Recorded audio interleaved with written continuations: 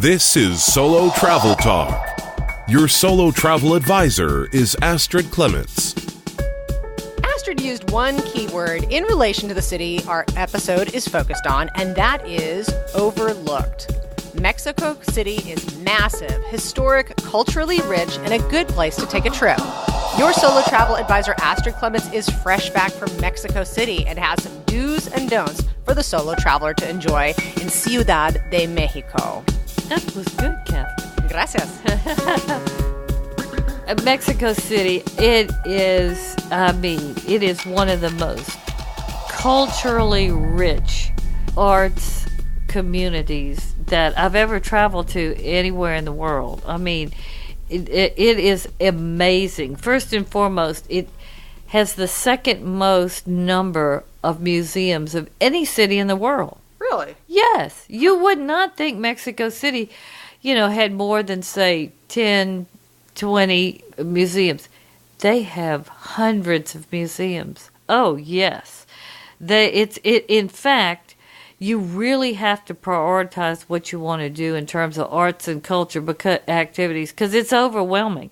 And that's one of the things that kind of stressed me out a little bit because I had this long list.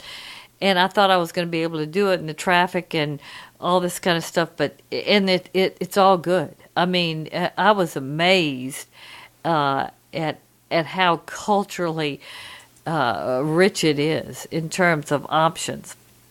It's really not multiculturalism. It's very Mexican, Mesoamerican, pre-Columbian, Spanish colonial period. But very Mexican, not a lot of multiculturalism.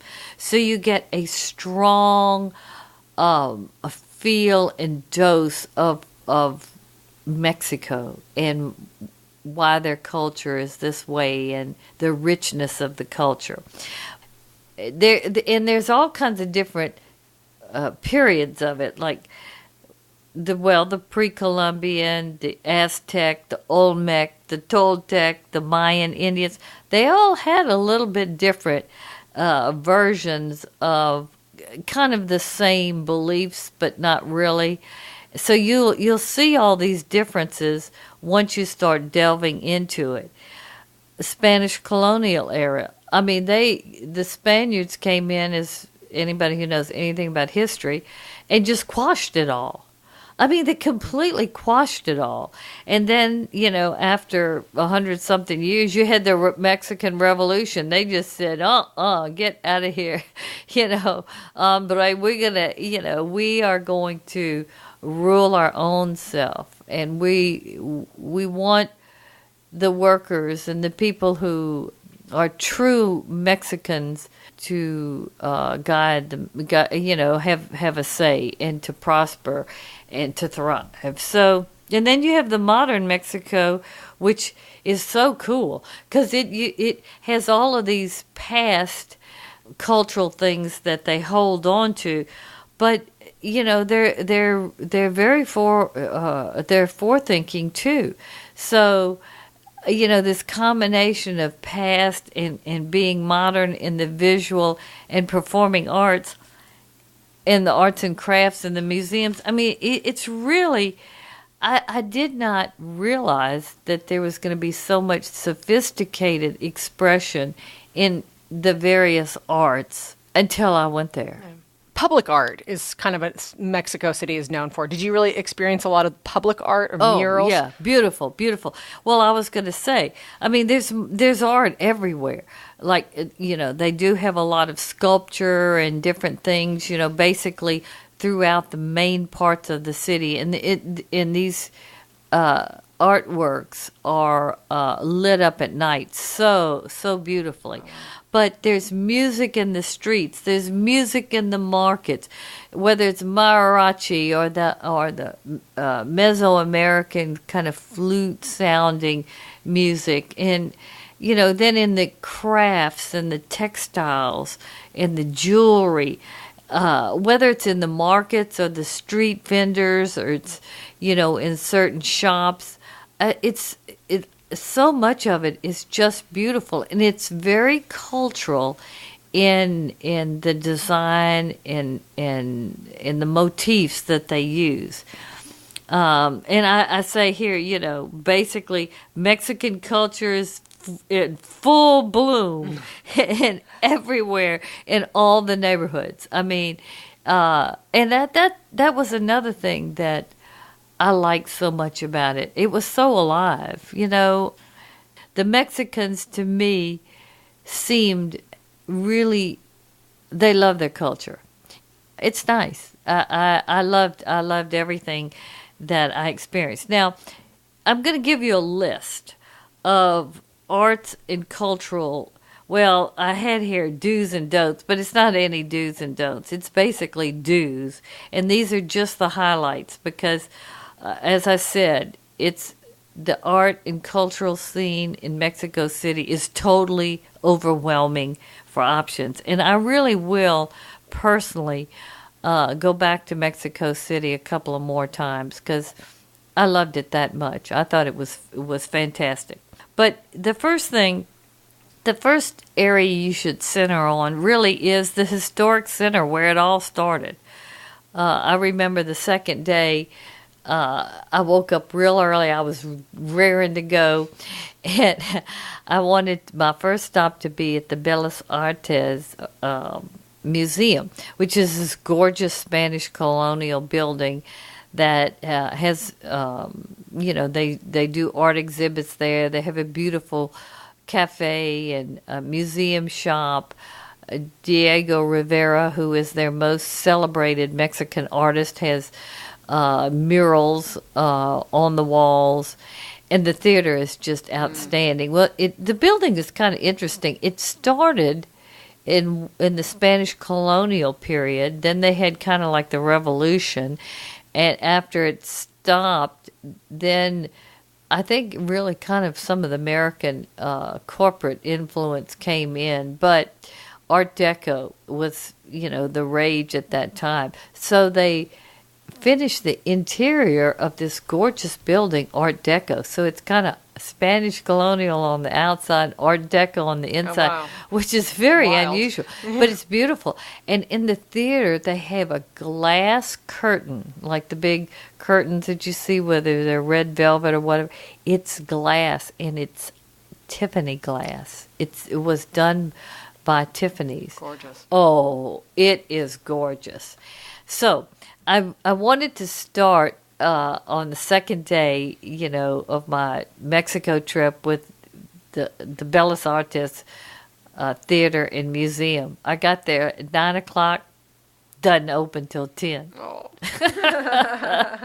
But it had a beautiful park next to it, and I went and got a cup of great Mexican hot chocolate. Ooh. Oh, the hot chocolate in Mexico. Oh my God, it is absolutely wonderful. And I didn't realize Mexican chocolate was that good. It is, it's to die for, trust me. But that's a don't. Don't get to the museums before 10 because they're not open. Number 2, when you're going to a museum, get your concierge to get you a ticket before you go, and they give you a time. And if you stick with that, you don't have to go on the lines. And there are long lines every day in the museums. So you don't want to, because you'll spend 2 hours waiting in a line in the hot sun. And when you do that, everything's going downhill. So those are some good tips.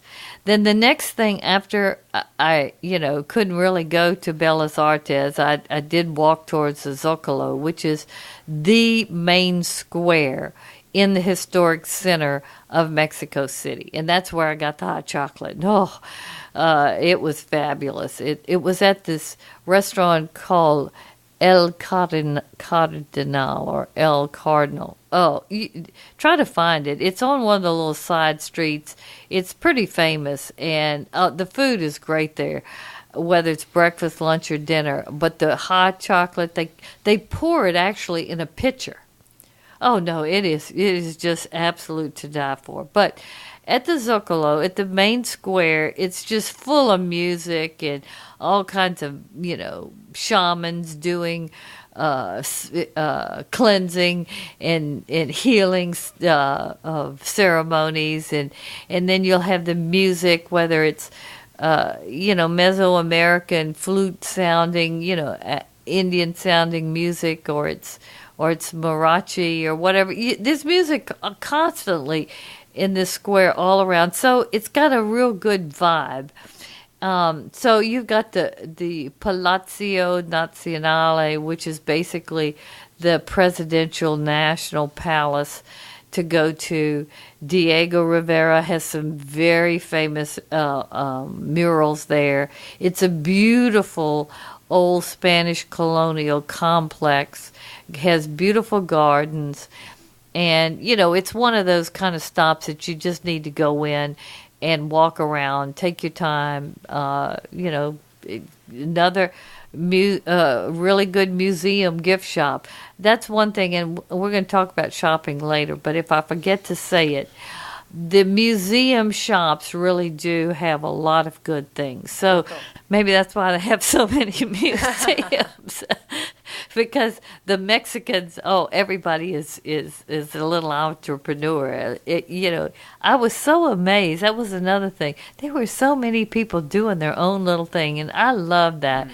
And it makes me sad in the United States we're losing more and more of all these little, small family businesses or just one-man shows, because it energizes a place, in my opinion. But the next place in the main square you want to go to is the Cathedral Metropolitan. And the cathedral, this is the big major cathedral of Mexico City. It is spectacular. It has the largest organ in Mexico and one of the largest organs in the world. And it's stunning. It's so big, but it's beautiful. And talking about churches, in this whole historic center, there are a lot of churches. It seemed to me there was a church every 4 streets. Like little micro neighborhoods or whatever had a church. They're all beautiful. I love to go into churches if they're open and just sit. A lot of times I'll burn a candle or whatever because I like to say prayers. But even if you're not like that, these older churches in some of the older cities where the Catholic faith was so wealthy and so strong, they are just mind-bogglingly beautiful in the execution of the architecture, the painting, there's just the woodworking and everything. And I like to go in there, and I always feel when I go into those old churches that there's just something good in there has taken place. But don't miss the Mexican churches in the historic center. There is a whole area in between the presidential palace and the cathedral that was discovered in the late 1990s when they were digging to build another subway line, and they found a complete Aztec city right there in the center of Mexico City. They didn't know it was there. I mean, it was amazing. So they've uncovered a lot of the base of these pyramids and the carvings of the snakes and a lot of the different objects that are prevalent in Mesoamerican old civilizations. But they discovered that Mexico City, this was where Mexico City actually started exactly.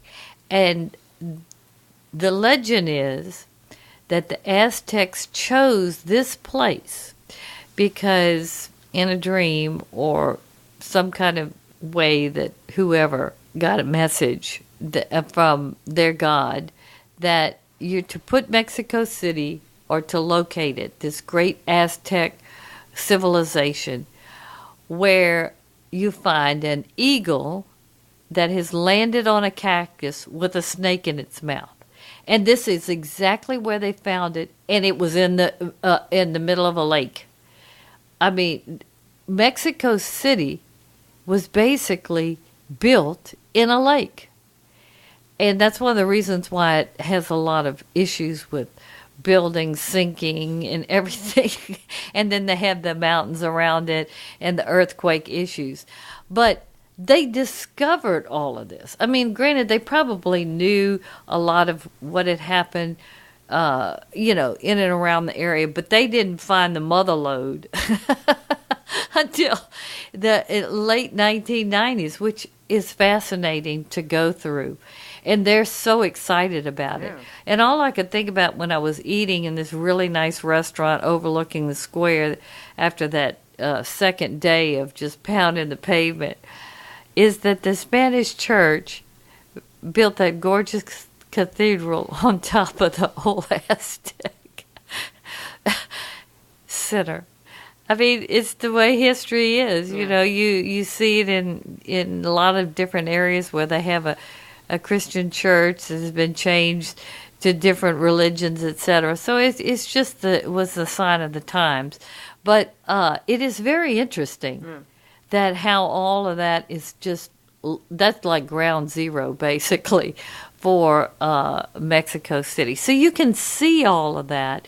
And, it gives you a great introduction to what Mexico is all about, because it's all right there, to kind of feel the politics, the Catholic Church, and then the Mesoamerican, all right in there with all these other shops and markets around. In fact, another thing in this area that kept me from doing everything that I wanted, and I came back another day, the jewelry district is between the Bellas Artes Museum and the Zocalo. So I love jewelry.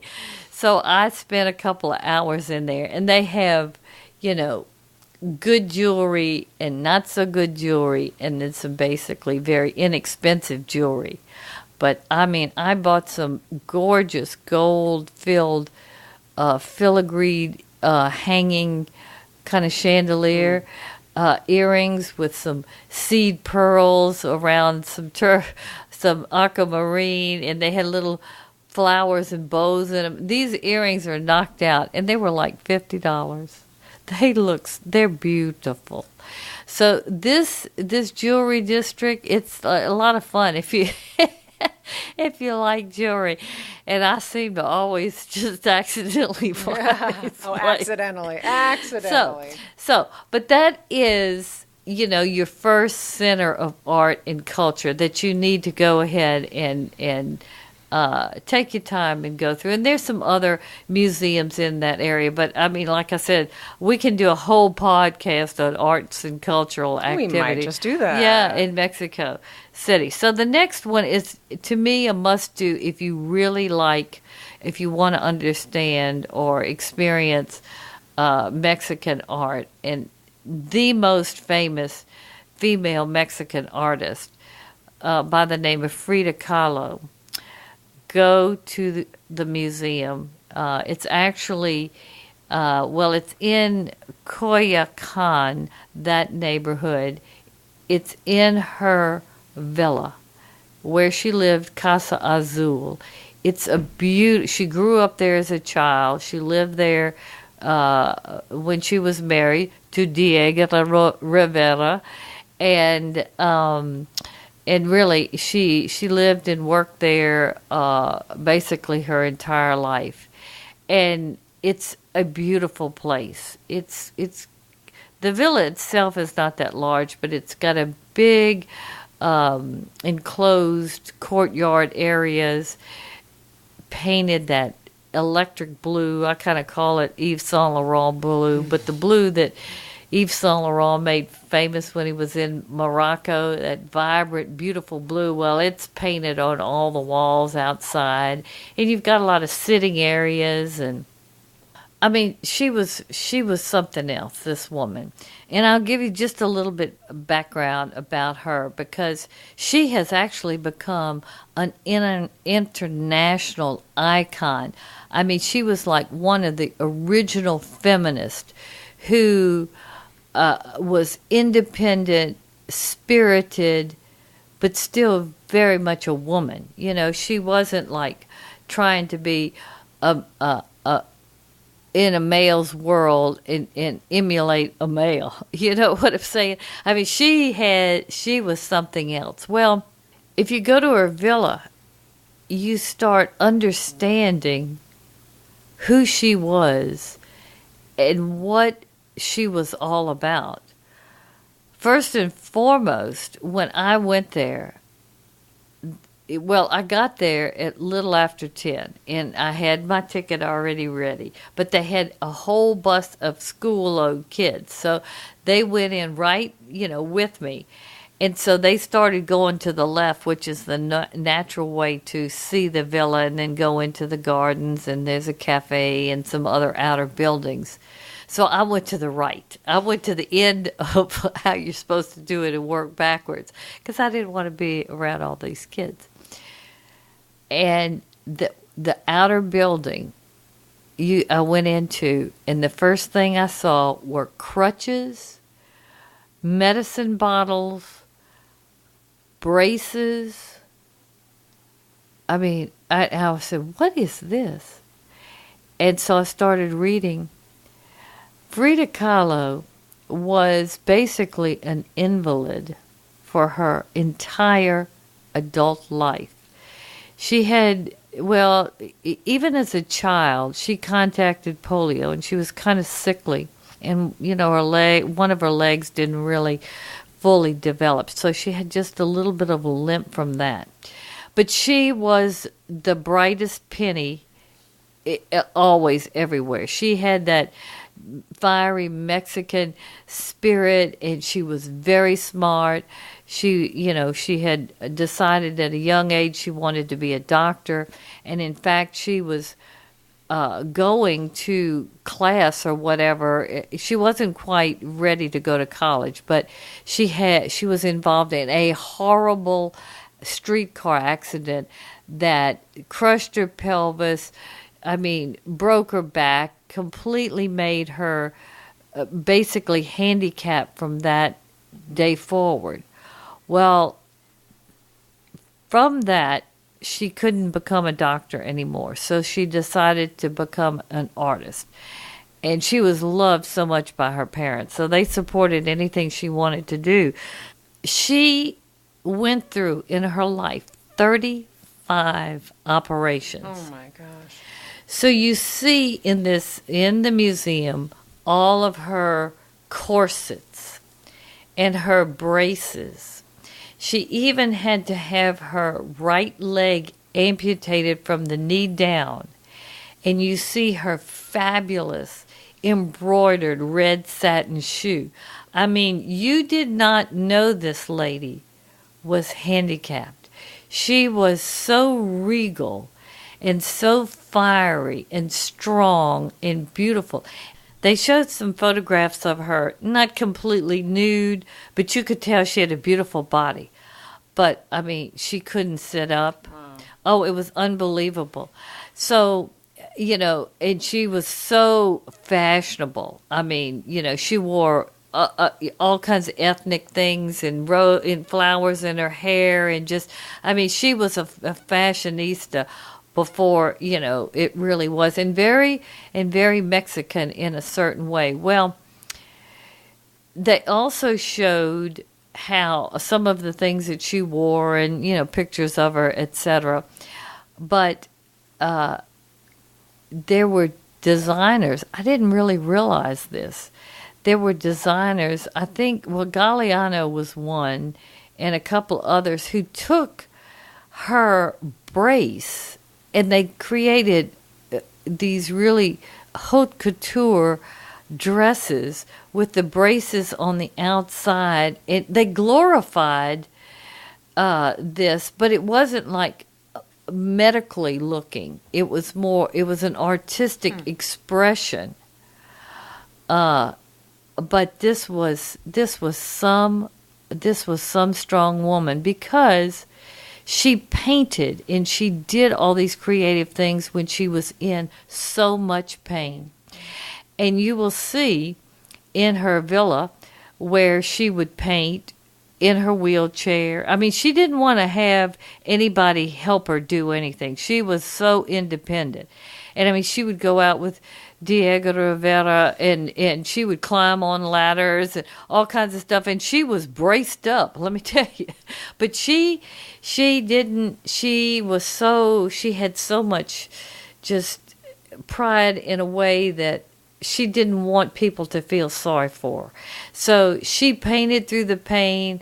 Her life with Diego Rivera was up and down. He was a big womanizer. He even had an affair with her sister, and they got a divorce, but they got married again. I mean, she had some kind of life, and she had other partners, to include Leon Trotsky, which was basically Lenin's rival. I mean, another thing you learned is she and Diego Rivera were so involved with the revolutionary period in Mexico.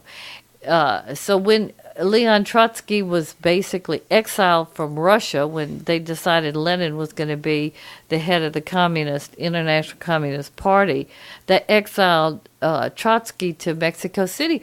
Well, he ends up living at Frida's mansion villa for I don't know how many months. Well, after a while. One thing leads to another. Yeah. But so that intrigued me too, because my second degree is in international relations. I have a master's, and I did so much reading on different political systems and everything. And I knew Trotsky was always a very kind of refined man, and that's probably the reason why he didn't end up leading the whole movement, because he was uncontrollable. He was so well educated, and he wouldn't compromise. So they just kind of removed him from, where the action really was happening. But the fact that, he came and he was part of her and Diego's life, and they were the center of what was going on. So you see that at her home where she painted. You see a lot of her artwork there. You see some of Diego Rivera's. You also see one of the things I thought was so moving, and I'm going to do a whole podcast on Frida Kahlo, because I can tell you, I was so moved by it. And look, people travel to Mexico City just to go to this museum, and I saw about 4 or 5 couples who specifically had went there because she's such an icon. I mean, she was something else.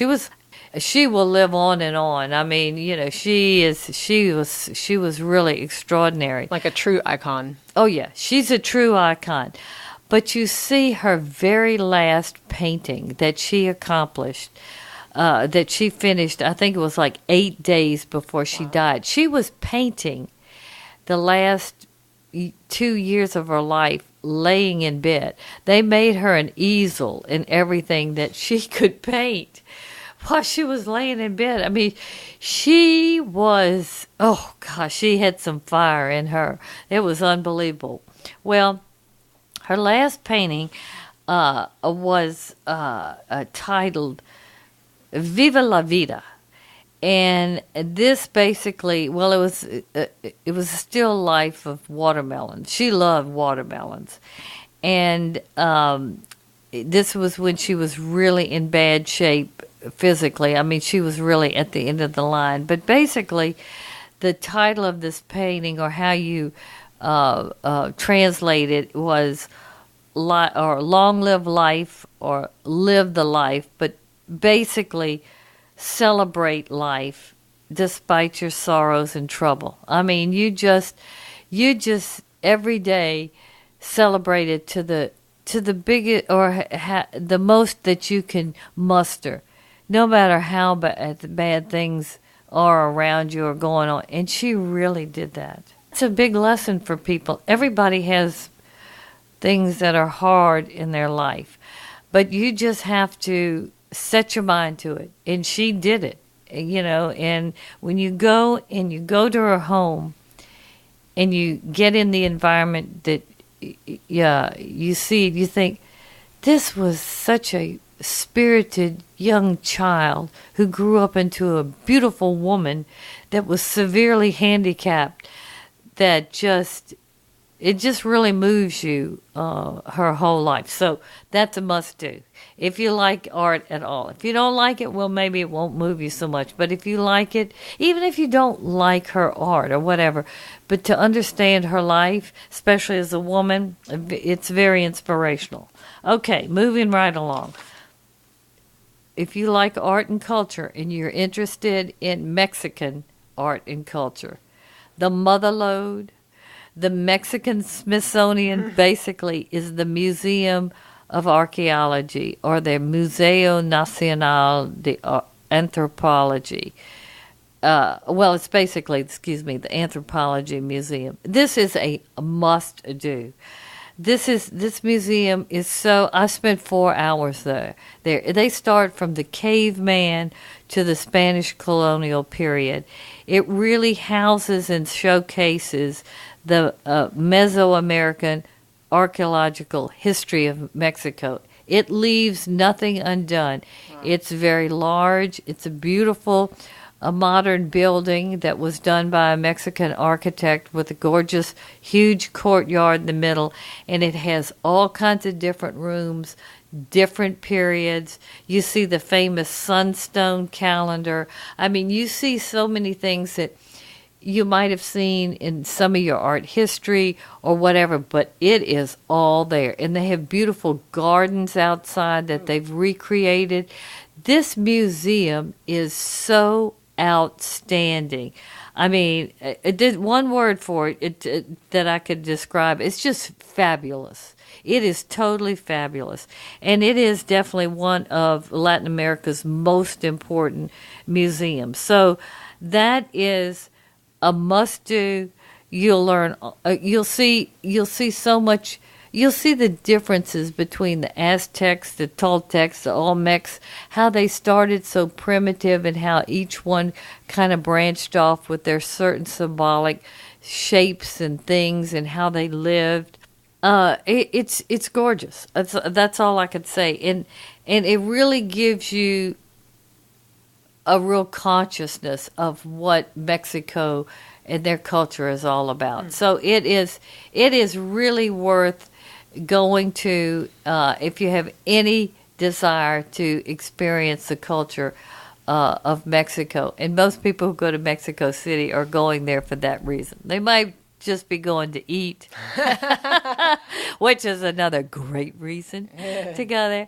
But that's a fabulous museum. And it's not too heady. It's really not. It's just it's like going on a complete exploration adventure. Like immersion. Oh, yeah. It's and I didn't really I've never been into the pre-Columbian and all the looks, because it kind of looks scary to me a little bit.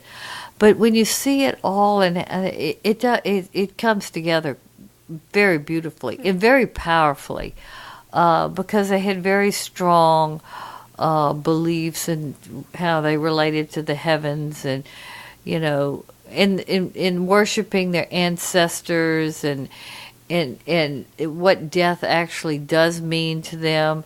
I mean, some of them, even the shamans today, they believe, they have a lot of different spiritual beliefs. But, I talked to one, actually told me that some of them believe that when you sleep, you're kind of in a state of death. Your body's not dead, but that's how your mind's going to be, and that's why, your dream life and everything. I mean, it's tied into your psychology, but it's a different dimension. And you see, once you start learning about this and you hear it and you see it, then you go, well, maybe I should, let me ponder that.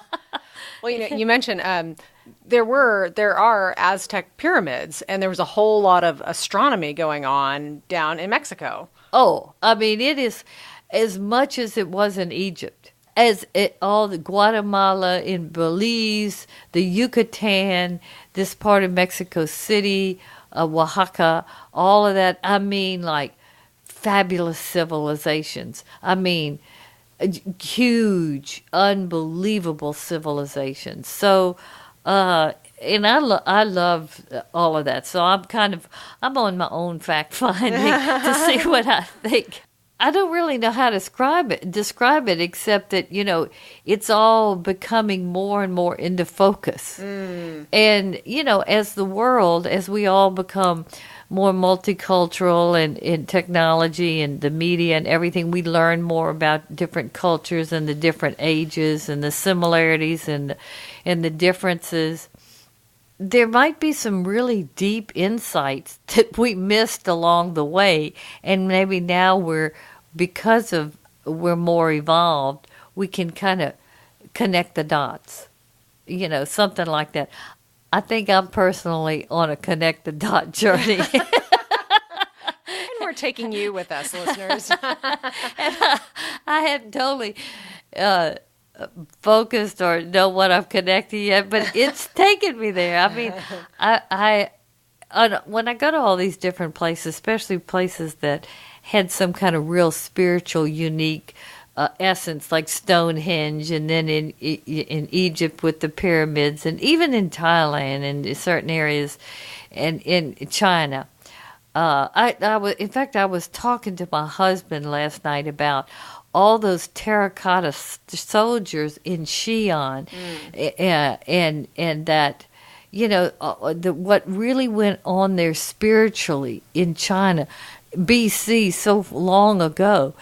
And I was telling him that every one of those 3,000 plus, or maybe even more, I don't know how many terracotta soldiers were buried under the ground. They were all in a different uniform with the different faces. It is the most mind-boggling thing. And they did that for these soldiers to protect the emperor when he was leaving the earth, and that when he if he'd come back, he'd be protected all the time. And that's kind of similar to some of the things that they kind of say in this area and in Egypt. And where did all that come from? I mean, they weren't texting each other. You're connecting dots and stringing threads together. You're weaving threads.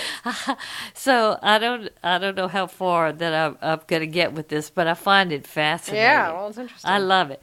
So that is a super museum. Plus, it's right on the edge of a gorgeous park that you can spend the whole day in the park. There's lots going on. Oh, cool. Market. Oh yeah, it's a gorgeous park right there by that museum. Then the last museum is also a must-do, and I have to confess that I couldn't go to it because the traffic. I mean, I tried to do everything, but, it just got me to where I just couldn't quite make it. But this is the Museo Sumaya, and this museum was built by Mexico's richest gentleman by the name of Carlos Slim in honor of his late wife. His wife died, I think, like in the late 1990s, early 2000. But her name was Sumaya Domit. But he built this museum. He's a big art collector in her honor, and they have over 66,000 works of art from 30 different centuries of art, from pre-Hispanic, Mesoamerican, 19th, 20th century Mexican art, extensive European Old Masters collection, The most visited art museum in Mexico is this museum. Wow. Oh, yeah. And here again, just like Frida Kahlo's villa and museum, people come to Mexico City just to visit this museum. Wow. On top of that, the building itself, he got a famous Mexican architect by the name of Fernando Romero, and he built this. It's a piece of sculpture, this building. I don't even know how you describe the shape of it, but it's made with also all of these hexagonal aluminum tiles, and it kind of like it looks like it's moving, swaying, undulating. Yes, it does. It does. And then when the sun and the light hits it different, I mean, this is really class. Huh. It's class all the way around. So I'm sorry I can't say any more about it, but it is a must-do. It's a fabulous museum. Now, two other little things, museum or arts and culture-wise, or actually three. I mentioned two of them already, kind of. But the next thing is the Saint or Saint Angel weekend market. Now, there are weekend markets everywhere. There are markets in all the neighborhoods, in all the parks, covered on the street, I mean, in the squares. I mean, like I said, entrepreneurship in Mexico City is alive and well. Amazon has not taken over. Because people love to shop and they love to use the street vendors, which is great. It's just wonderful.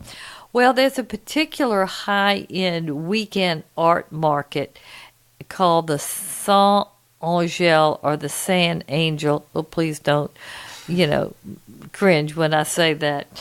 But it's the best weekend art market in Mexico City. Some beautiful paintings, hand-made goods, jewelry. I bought several things. This art market, they have all kinds of different types of art. I mean, from an old master's look to very contemporary look to a very ethnic Mexican look. I mean, the artwork that these artists are doing, and they're not, paint by the numbers either. This is like the real thing. It is a great art market, and it's in this square, and all around the square are restaurants and different shops. Then they also have like a covered market that's high end, music in there. There's music everywhere. Well, I did some damage in this area, and I'm going to talk a little bit more about it in the shopping section. But this is a great area, and there's one particular shop called the Maria Bonita, and I strolled in there, and the gentleman who was in the shop, he was actually a young guy who was a shaman too. He said his mom owned the shop. This shop had, some of the nicest Mexican accessories, clothing, jewelry, food. Very upscale, but different. Like I bought two things there. And I really wasn't looking for anything, but I could not resist this. I bought this necklace that had like a red silk braid that is about, I'd say 1.5 inches thick. And off of this silk braid, they have all of these little hand-done dolls. And in Mexico, the dolls symbolize... They take your troubles away, and they protect you. Oh, this necklace is it's very ethnic, but it's so beautiful. And you could wear that really dressy or casual or whatever. I just love this necklace. And it was handmade. It's a work of art. It wasn't very expensive for how wonderful it is. Then the second thing I bought, which is absolutely drop-dead gorgeous. It was a little pricey, but not really. in Mexico, one of their art forms is they put all these little bitty colorful beads, and they will do like skulls and all different kinds of things. But this is like needlepoint with beads, and I mean it is gorgeous. Well, I had gone the night before to the mariachi night, and they had this performance that started the whole night because it was kind of a Mexican cultural evolution with the deer dance. And I didn't know anything about this. But the deer, they had this Indian or, pre-Aztec Indian who was looking to shoot a deer or to capture a deer because he needed food. And, it's kind of like the chain of life. But the deer, who was the most wonderful, gorgeous animal in the world, basically had to be sacrificed in order for man to sustain himself and be purified. Well, this young man, shaman, I saw this deer in this shop, and it was probably about 2.5 feet high and maybe 2.5 feet wide altogether. It's basically a piece of sculpture made with these colorful beads. It is so stunning. This is really a museum piece. It's so beautiful. And to me, it represented the essence of the beginning of Mexico in this Mesoamerican culture. And he told me, he said, the deer represents really taking out whatever is bad or weak within man. He has to be sacrificed for man to thrive. I mean, it was so heavy to me, I bought it. Because I thought that, well, if you're a Christian, you believe Christ was sacrificed for the Savior of souls. It's the same premise in a different setting, in a different time. But it's very similar, in my mind. And that's nothing to denigrate the Christian faith or anything or whatever. But and I thought, that is so extraordinarily beautiful. And it really belongs in a museum. It's on its way, Catherine. I was going to say, where is it? Astrid caught me looking around. And it's actually, I bought it for my husband. Oh. I did. I did. Good for you, Astrid. Yeah. If you go to that market, go into Maria Bonita, that Casa Maria Bonita, that shop, fabulous. The young gentleman's name is David Martinez Cairo. He is a delightful young gentleman. He told me so much. I talked to him for an hour, and he told me all kinds of things that the early Aztecs believed in, how it translates today, and he believes that it's there's a lot of life in it, and freedom of your I guess you would say your who you are as a soul. And it's interesting to hear that from that perspective. At least I found it. Okay, and the last one is the mariachi show that I just commented. Well, they have a tequila and a mezcal museum right by that. And let me tell you something. There's a bottle of the most expensive tequila in the world in there. And you'll see a bottle with a big, horrible snake in it. And they're all different kinds of bottles of tequila, mezcal, and then you can buy them too. So it is kind of interesting. I mean, I don't really like to drink that, but a lot of people do, and it's so Mexican. Oh my gosh. It's so, that's just the very short list must do that I'm sharing on this podcast. But Catherine, we really do need to do a podcast strictly focused on the cultural and arts activities and how you would approach it and break them down so you're not completely overwhelmed. Or you have to go back there 4 or 5 times. And listeners, just to clarify, the night you had the guide, that was the tequila night, right? Oh, yes. Was that part of your thinking? Yeah, but I didn't have any tequila. Oh, good. Okay. At the show, they gave you one drink, and I didn't particularly like that. But the mariachi show itself, it was beautiful. Oh, they had all kinds of dancing and he holds it for like 10 minutes. You think he's going to faint. That's great. Oh no, the whole thing was a lot of fun and a beautiful restaurant. So colorful. Speaking of restaurants, you kind of teased us a little bit already. Food. Tell us about the food. Oh God, the food. I mean, when I was prepared for this podcast, all I could say was Mexican food. Oh my God, just be prepared to be wowed and to completely overeat. Because it is nothing like Mexican food that you get anywhere outside of Mexico. The ingredients are so fresh, and the Mexicans love to eat. So their food, I mean, kind of reminded me a little bit of Louisiana. We just don't tolerate bad food. And that's the same thing in Mexico, whether it's costly or it's street food.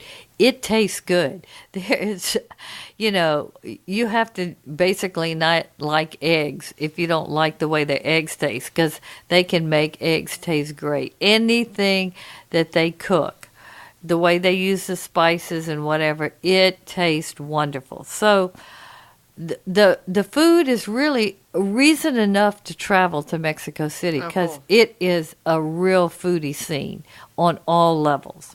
Now, I'm going to start with the don'ts when it comes to food, and then I'll give you... Oh, do we have to have any don'ts? Yeah, you do. Okay. You do, because with this wonderful taste, there's some things that you don't want to happen to you, like Montezuma's revenge. Oh, boy. So the first don't is you cannot drink any tap water, ever, ever. Don't take the risk. Bottled water. So wherever you go, you got to get bottled water. And make sure that if you buy water in the markets, the seal is not broken, okay? Beware of even the ice. Oh, yeah. If you're in a real nice restaurant, you don't have to worry about that. But if you're not, you want your drink without ice. That's why I just said cerveza. You never can go wrong with Mexican beer. And it's delicious. I think it tastes better in Mexico with Mexican food from Mexico than it does here in the United States. I really do. In fact, just talking about Mexican food, I think I want it tonight. So, but beware the water, and even when you're brushing your teeth, bottled water. And rinsing your toothbrush, bottled water. Because the Montezuma revenge, well, it's basically traveler's diarrhea and violent stomach pains.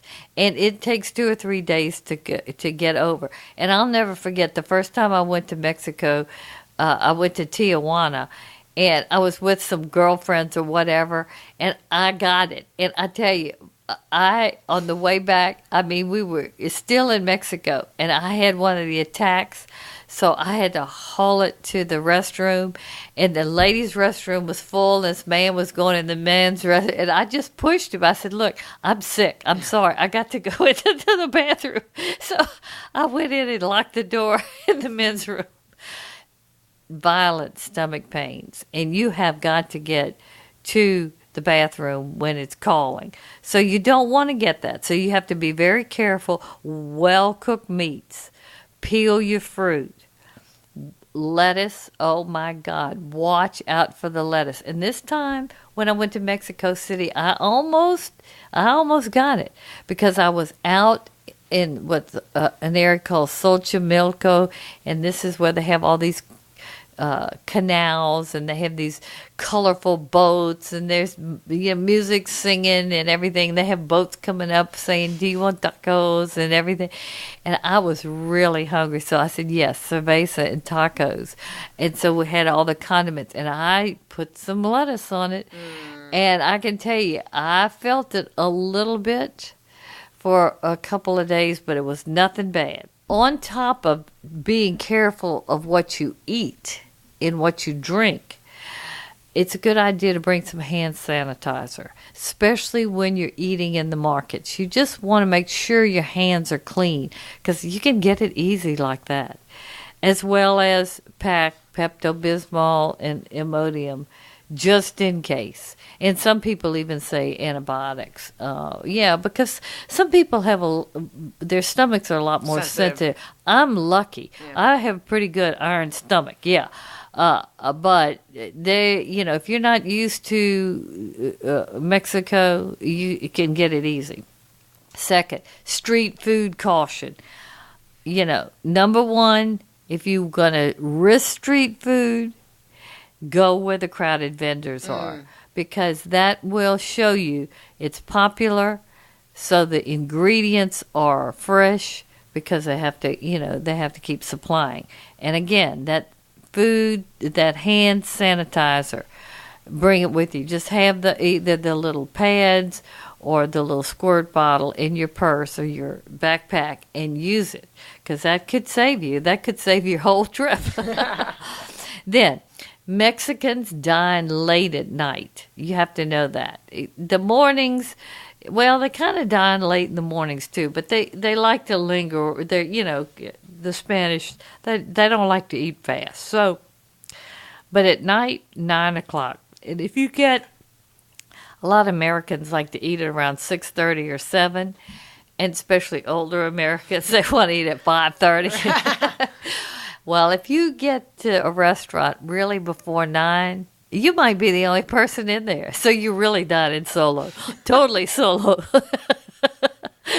What I'm saying, there's no life in there. It might be open and they'll serve you, but they dine late. So just know that. So you have to be prepared, if you don't want to walk on the street, and how you're going to handle that, and blah, blah, blah. Okay. There are a lot of people who've never done this, but I am starting to be a big proponent of the food tours. Yeah. If you really love food and you're a foodie, and especially a place in Mexico where you don't know an enchilada from a tostadas and tacos and soft tacos and hard tacos, and just there's so much that goes into everything, and it's so different than Tex-Mex or anything. Go on a good food tour, and they've got quite a few of them. I went on the Eat Like a Local tour. This was fantastic. This young woman, she's, a well-educated millennial, and she is really she's part of the hip Mexico City scene. So, and she was hip as can be. Her tour was great. 4.5 hours, 22 different types of food and drink we tasted. And let me tell you, you better go on this tour so stark raving, starving, because by 3/4 of the way through, you're just so full you can't even move. But she's so smart, because you walk a lot on the whole thing. And she actually even takes you on the metro. And it's so interesting, and you end up in the Jamaican market, and then you end up in Polanco, and then you end up in Condesa at the best bakery. And I mean, she's got it so, and then she tells you about, like I said, that there really wasn't very much ethnic diversity in Mexico City, and there's not. But there is a small, very wealthy, active Jewish and Lebanese community in Mexico City, and they have brought that aspect into the food too. So I'll never forget, we were in the best bakery in Condesa. which was owned by, I think, a Jewish gentleman with these fabulous pastries. I mean, just melt in your mouth. So this tour is just fantastic. You eat every kind of taco that's made to man. Goat meat, pork meat, fish. I mean, anything you can put in a taco, you're going to taste. Because the Mexicans love the little finger tacos. They like the little tacos, like 3 tacos for $1 and a cerveza. I mean, you can eat. The food is so delicious for $3. I mean, it is mind-boggling. But you know, you not only you get all these tacos, but you have hot chocolate. You get some sampling of Oaxacan cuisine, what mole is. I even had a dish that had crickets in it because they eat exotic things there. But you know, you don't know, and it actually kind of it tastes good. What can you say if it's prepared properly? You go into the markets, like one particular market, there was these gorgeous flowers and music all over. And then we went to the fruit area and we sampled all these really exotic, weird-looking Mexican fruits, which the vendor himself was peeling them for us. They were... I mean, we were all just like, oh, God, my mind is blown. This is so fabulous. Spicy candies, chili on candies, and these spices on all these different kind of gummy candies, caramel candies. I mean, it was that in itself was so interesting. Fried cactus. And here again, like I said, the best chocolate and vanilla in various forms in the whole wide world. So it was fabulous. And we ended the tour with a wonderful spritz drink in a real hip millennium neighborhood, which basically was on the edge of Roma, the Roma neighborhood where my hotel was right close to. But it was absolutely the best 4.5 hours that you could spend in Mexico City learning about their food. And the real food, not the flu food, but the real food. And it is great. So I highly recommend Eat Like a Local. The next thing in terms of food that you need to try is the tequila and the mezcal. I am not a hard liquor drinker, but I did have a margarita at one of the really nice cafes on one of the parks when I had lunch. I think I had some kind of taco soup, and it was delicious, as well as the mezcal. Now they're both fire water. Now I'll just tell you that. But I had a mezcal martini. I kind of like herbal drinks when I do drink, hard liquor. It was really, it had a real different, refined taste. So I recommend that. I mentioned the Mexican beer. Oh gosh, that was my go-to. I mean, at lunch, if I don't like Coke anymore, unless I have an upset stomach, I don't want to drink anything real sweet. And I was worried about the ice, so I just said cerveza. And it goes great with all Mexican food. It really does. Then the Mexican breakfasts. Oh, they are hearty. If you eat a good Mexican breakfast, you don't need to eat till 3 o'clock in the afternoon. I don't care how much walking you do, because it is, beans and spicy eggs and all kinds of stuff, and absolutely delicious. The high-end cuisine, most of it you will find in the Polanco area. And Polanco is where the new, modern, cosmopolitan Mexico City is. And let me tell you, it is fabulous there. It doesn't get any better than in Polanco. And they are known for their restaurants. So I'm going to give you, I didn't get to go to all of these, But my daughter is a foodie, and her and her boyfriend, they've actually been to Mexico City a couple of times, and really one of the times just for the food. So I'm going to give you some of their recommendations, and I feel comfortable in doing it because my daughter is very well educated. She's smarter than I am, and she has better taste than I am, so she will not let you go wrong. But Polanco they have whole areas where they're just nothing but outdoor cafes and different types of cuisine and a lot of kind of modern cuisine, mixing different types of cuisines together, Japanese and Mexican, and I mean just things you would never think of. But her recommendations is Pujol, Pujol. It's probably the most famous Mexican restaurant in Mexico City. I think it was the chef got the first Michelin star, and he's the one that started the nouveau Mexican cuisine scene. So Pujol is his restaurant. It's another one, Vico. I don't know if I'm saying that right. Very high end, and then Dolce Patria, and it's fancy, artistic, beautiful setting. Fabulous food. So those are the three that I would suggest in Polanco. But here again, bad restaurants don't survive in Mexico because the Mexicans really love to eat. And they eat, these little finger tacos that I was telling you about, they eat kind of like 3 or 4 times a day, because they work so hard. Oh my gosh, the Mexicans are fabulous workers. So they want a little pick-me-up, 1 or 2 tacos, they're ready to go. Okay, so I kind of will just end with one of really my most memorable meals, and I actually ate it twice. It was so good, but it kind of says everything. It was a simple bananas and cream dish, fresh whipped cream with these wonderfully just right bananas with hot chocolate.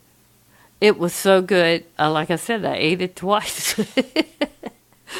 But the Mexican food, simple, fresh, delicious. That's the kind of food you'll eat everywhere in Mexico City. And here again, I told you, so affordable. 3 tacos and a cerveza for $3. You can't go wrong. So the food scene is just, to me, as good as it gets. It really is great. Now, if you can contain yourself, if you're not so hungry listening to Astrid's description of the food, let's move on to your specialty, your forte, and that is shopping. Okay, well, I'll just say, first of all, the shopping in Mexico City is, like, if you like to shop, you'll shop till you drop, for sure. I mean, Mexico City, they have people selling stuff, on every block almost, it seems. And a lot of it is the same stuff, and you'll kind of, buy a few things and then move on to. But it's a lot of fun because it's so inexpensive.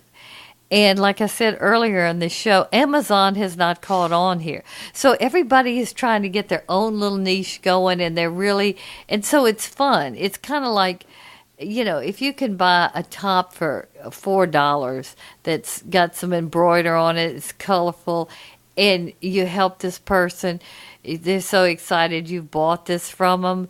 It makes your trip a fun because you're spending money with somebody who really appreciates it. It's not going into a store that they have one salesperson that they wish that they weren't, that they're working at this store. These people are just like, thank you, gracias. And so I like that kind of shopping experience, to tell you the truth. But again, open air, covered markets, people just, on the street, in the parks, just selling beautiful hand-embroidered clothing, jewelry, whether it's silver or it's ethnic, housewares, embroidered dolls, toys, boxes, lots of religious things, then lots of folklore-ish types of things. Plenty of Mesoamerican culture items, and also items with those motifs. Lots of color and lots of symbolism on all the items. So that's why if you go to the Anthropology Museum and say even Frida Kahlo, because you know it all starts to come into focus. And then when you go shopping and you see, oh well, this colorful tunic, it has this little circle here and a flower here. I mean, it means something. It wasn't just because they like circles and flowers. It's more to it than that. So the merchandise is generally very, very inexpensive. It's very colorful. There's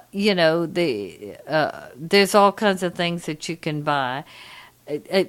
Basically, I would say kind of price range. The embroidered tops go anywhere from $8 to $10. They have those woven cotton hoods. In fact, I'd seen a couple in Vegas, and it was kind of cold one morning, but they wanted like $30 for it. I know that doesn't sound like a lot of money, but for something that I just needed that morning, I thought that just seems like a little bit. It might have even almost been $40. Well, I found the same hooded jackets in Mexico City for $11, $13, and really, one was black and white, one was black with all the different colors. Love it. Hood, pockets. I mean, I'm ready for Peru and Machu Picchu, or however you say that. But what I'm trying to say is cotton, nice, something that, it looks kind of cool. That's what I think, but very inexpensive. Cloth purses, carry-ons, $5, $8. Sometimes, when you're in the market, you feel bad. You think, oh my gosh, this looks so nice for just this. It's like you're taking it from them. But, like I told you, the minimum wage is $8 a day. So things are definitely inexpensive. Then I bought a denim skirt at one of the markets near the Zocalo.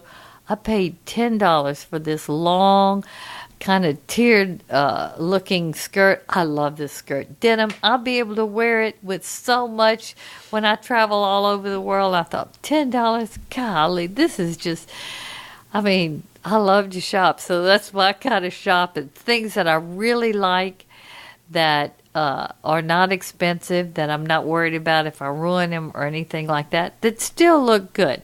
So basically the shopping scene in Mexico City is fun, fun, fun. Now the do's and don'ts, number one, cash is king. Don't expect to get any deals if you pay with a credit card.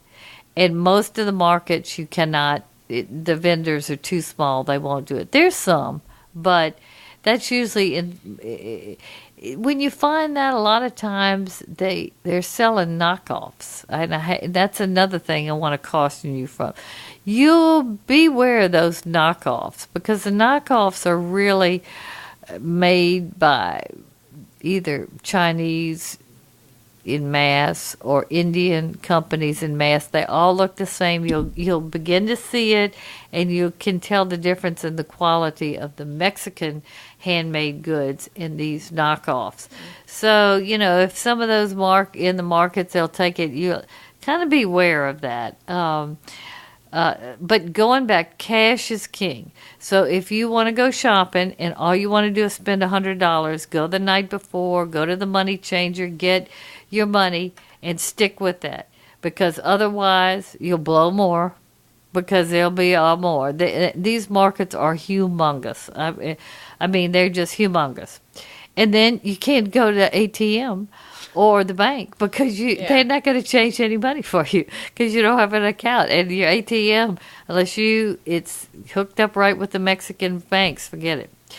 Second is bargain. They expect you to bargain. Everybody bargains. The haggling. Yeah. Oh, yeah. But don't go too low. 20% is about as low as you can go. You go any lower than that, backfire. Mexicans are quiet, very prideful people. You will insult them. So do not do that.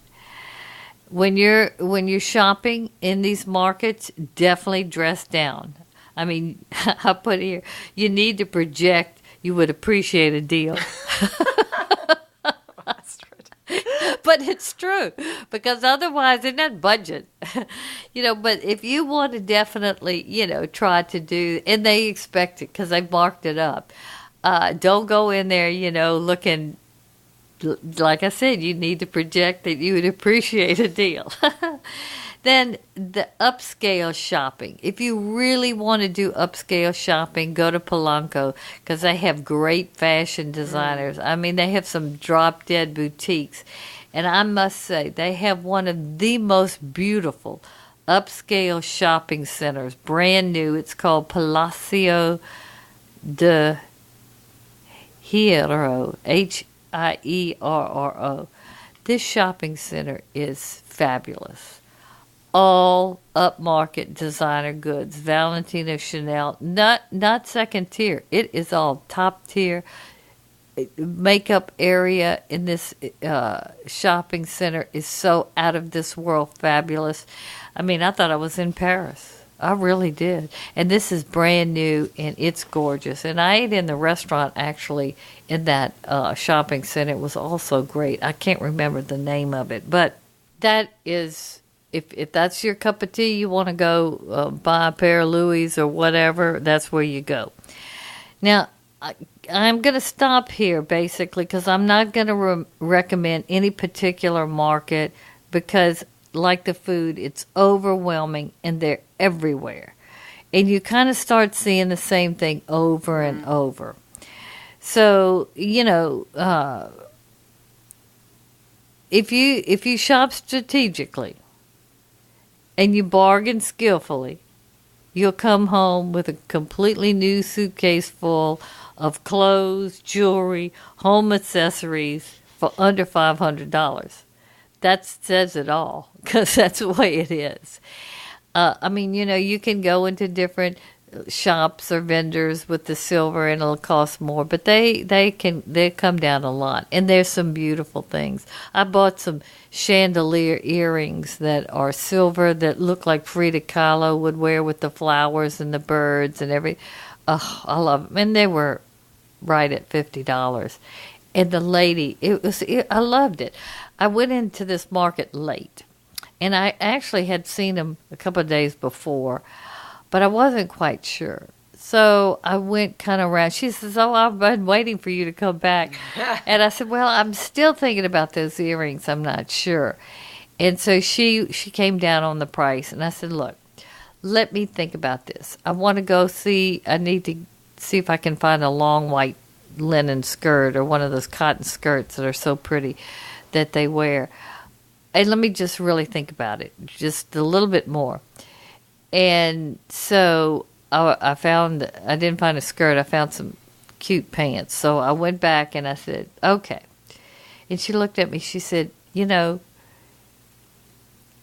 "If I sell this tonight, I'm going to have a good day tomorrow." I mean, she kind of said that, and I've been to markets before in different places in the world, and the vendors are a little superstitious in a way that, if you buy from them either the first sale of the day or the last sale, it is good fortune for business. And she said something a little bit like that, and I could see it in her face. And I just said, "I'm going to make your day so you can have a great day tomorrow. And we're just going to have this is you and me, and we're just going to, do something good for each other." And, she was so excited. And I was so happy I bought those earrings. I wore them home on the plane. They're beautiful. So that kind of sums up the way the shopping is there.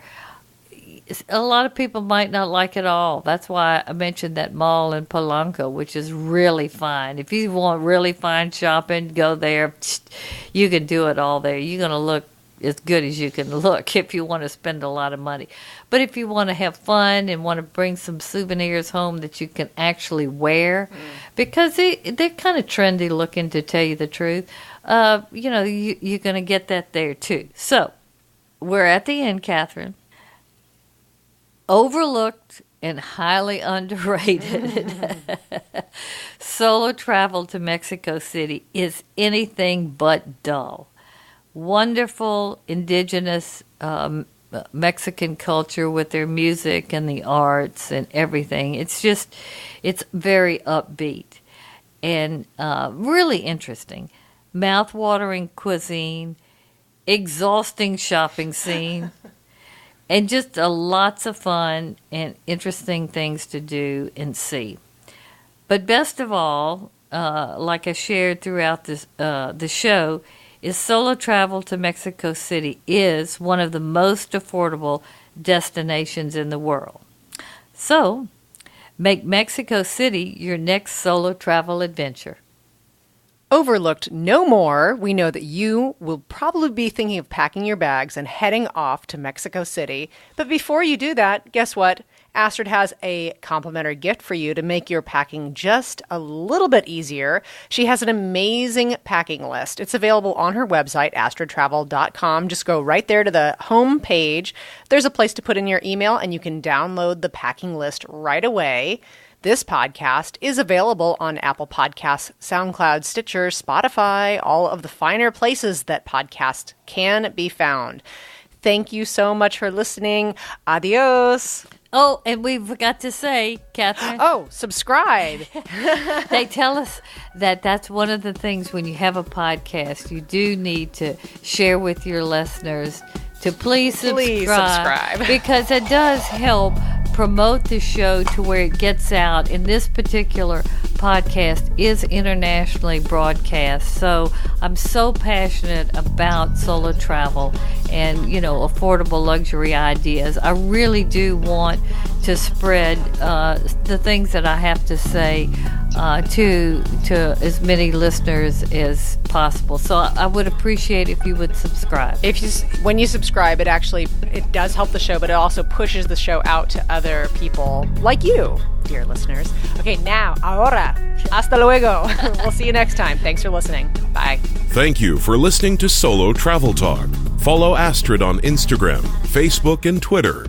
To learn more about Astrid or Solo Travel Advisors, visit our website, astridtravel.com.